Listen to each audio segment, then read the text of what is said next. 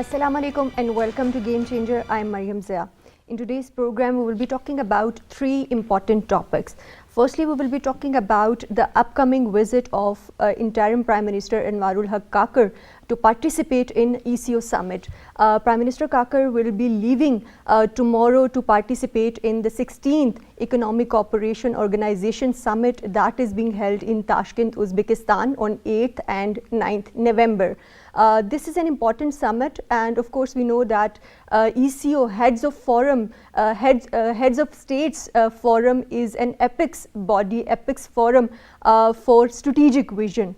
And Pakistan is one of the founding members of ECO, and Pakistan is committed to the concepts and the agenda of regional connectivity and cooperation among the member states. Of course, there are 10 member states when we talk about ECO, and in today's program we will be talking about Vision 2025 of ECO, and of course the summit that is being held, that is also to evaluate the progress on different initiatives and projects of ECO as well. In today's program, we will be talking about Pakistan's commitment and Pakistan's vision for the work of ECO. And secondly, we will be talking about Palestine situation and Gaza situation. Pakistan has also sent humanitarian aid today as well to Gaza, and how the international community is responding to that we will be discussing later in the program. And lastly, we will be talking about the recent surge of terrorism in Pakistan, the elements behind it, and how Pakistan is coping with these elements. To discuss this and more, we are joined in the studios by a senior analyst, Mr. Naveed Aman. Welcome to the program. We are also joined by international affairs expert, Dr. Zafar Nawaz Jaspal. Welcome to the program.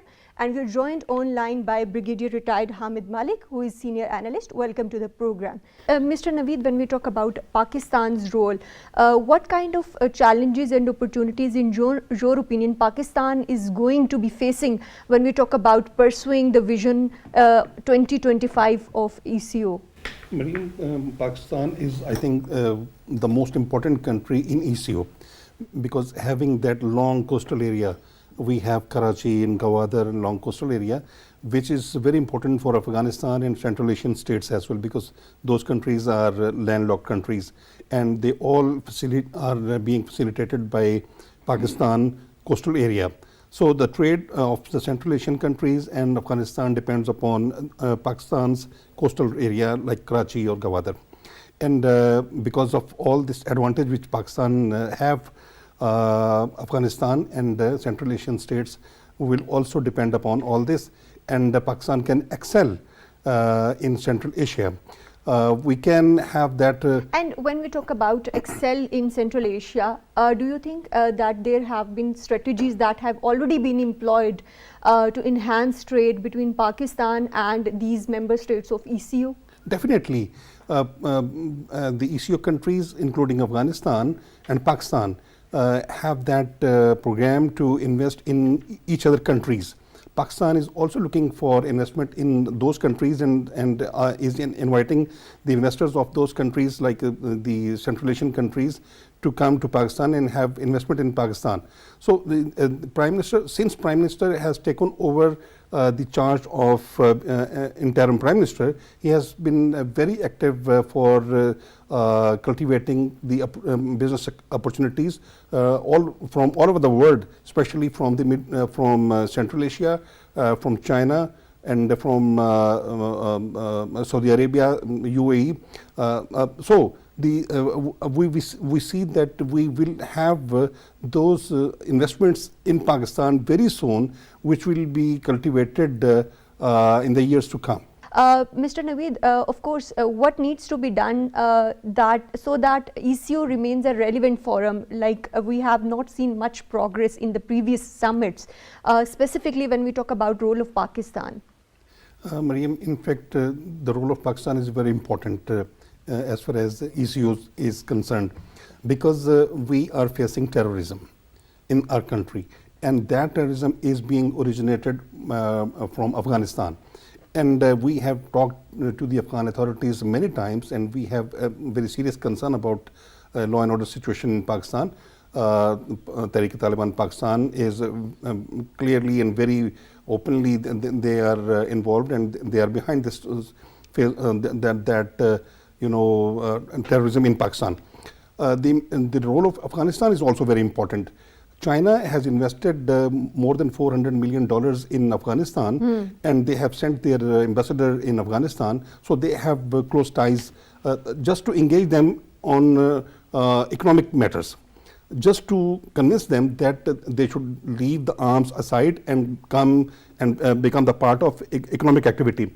So if we take Afghanistan and we give opportunity to Afghanistan, and Afghanistan should also avail that opportunity to become an active part of ECO and have and cultivate benefits out of CPEC.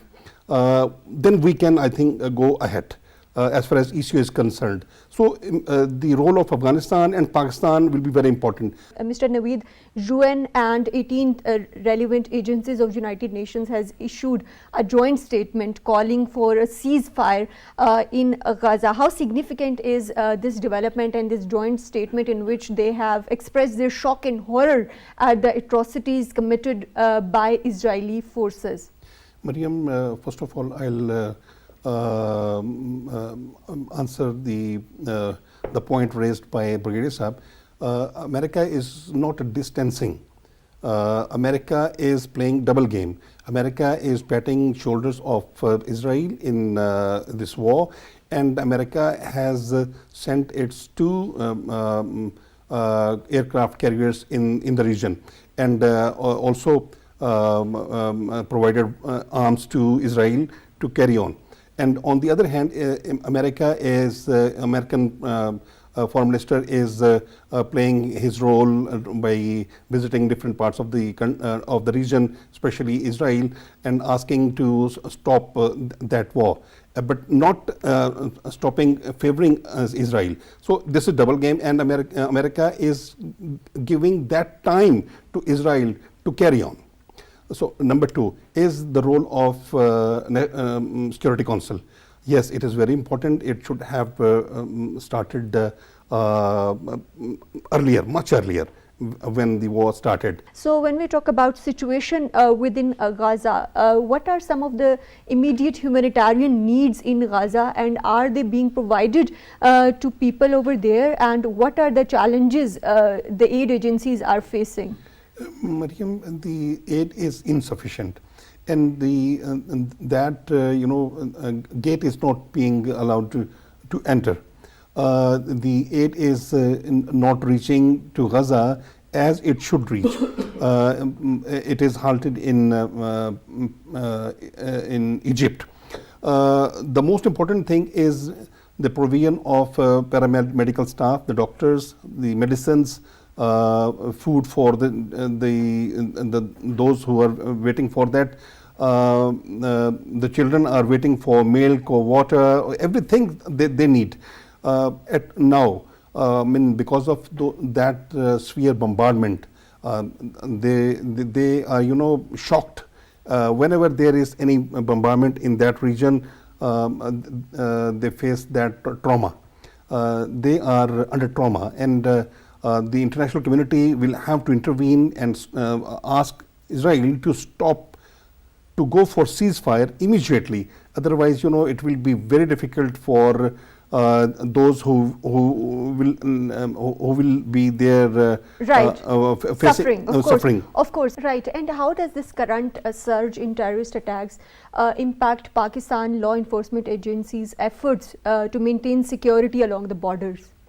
It affects, but law enforcement agencies are very vigilantly working on that area, in particular Balochistan and KPK. The problem is this, that we need not have any negotiations with Taliban now. We will have to crush them by all means, because they are the terrorists. Especially the Tehrik-e-Taliban Pakistan, and the Afghan Taliban, they are on the back of Tehrik-e-Taliban Pakistan. We need to understand that nexus, India, Afghan Taliban and Tehrik-e-Taliban Pakistan, which is working against Pakistan. the armed forces will have to enhance its intelligence-based operations in Balochistan and KPK against those terrorists. Either they are BLA or they are TTP or any other group. As far as those weapons are concerned which America left in Afghanistan, those weapons were deliberately left in Afghanistan because America knew that these people are, they fight always with each other. These weapons will be used either within Afghanistan against each other or with the neighboring countries. Both ways, that tactic will serve the American purpose, and it is already serving. We have witnessed and we have we have come to know that the weapons which are used against Pakistan and recovered from TTP are those American weapons, most lethal and sophisticated weapons. Of course, the situation in Afghanistan has impacted its neighborhood, including Pakistan. Thank you very much, Mr. Naveed Aman, for joining us in today's program. Of course, there has been a surge in terrorist attacks in Pakistan in the recent days, but of course, Pakistani law enforcement agencies are countering these attacks, and of course, we salute our martyrs who are fighting for the country.